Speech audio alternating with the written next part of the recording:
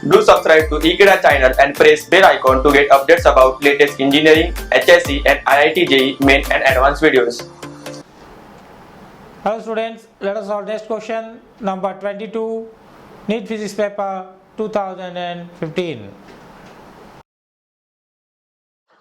Students, the question is the ratio of specific heats, that is Cp over Cv. This is called adiabatic constant. Gamma is Cp over Cv, known as adiabatic constant.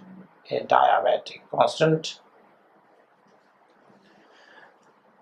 In terms of degrees of freedom, n is given by, n stands for degrees of freedom, or I will call this as f. I represent with f, so in terms of f, so no problem. So what is this gamma and f, how they are related? Now gamma is Cp over Cv and Cp minus Cv is R. So from here Cp is Cv plus R. This equation. If I can find Cv, then I can find Cp also in terms of R. Now Cv is degrees of freedom by 2 into R.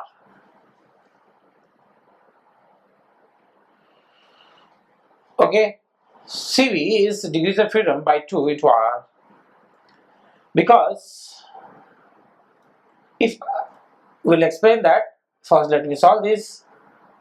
Cv is f by 2R, so Cp is f by 2R plus R, because Cp is Cv plus R.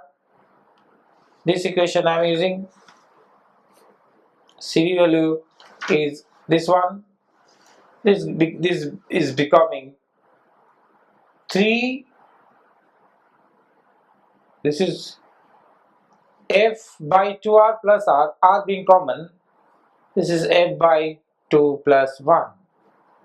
If I divide this Cp over Cv, I'll get gamma, which is f by 2R divided by f by 2R. R will cancel. From here I'll have this is 2 plus f divided by 2, and here it is f divided by 2. 2 will cancel, and this gives me gamma equals to 2 plus f divided by f, which is 1 plus 2 by f. Separate this. So this is the answer to this question, 1 plus 2 by n. Because I have used f instead of n, if you use n as degrees of freedom, then gamma is 1 plus 2 divided by n. Now we know that Cv dq is n Cv dt, where n is the number of moles. If I make it 1 for the sake of convenience, dq is n Cv dt,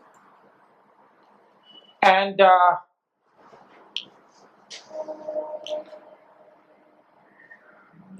this one, and dq,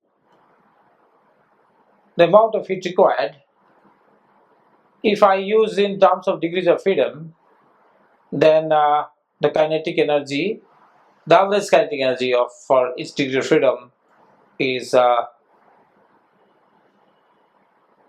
1 by 2 kT. For 1 mole you multiply R,